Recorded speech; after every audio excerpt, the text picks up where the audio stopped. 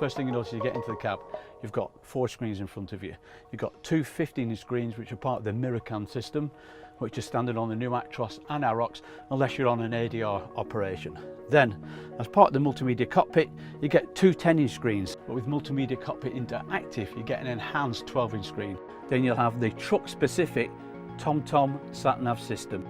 There are actually videos going in depth into each of the operation, but I want to give you just a little bit of an overview. The right-hand screen here is controlled by the right-hand steering wheel. And then here on the left-hand side, you control it 3 ways, either by the steering wheel, or by the buttons here, or it's a touch screen as well, so you can do that. Also, mirror cam can be controlled here on the right-hand side. But it has to be remembered that some operators may go for the classic cockpit and conventional mirrors.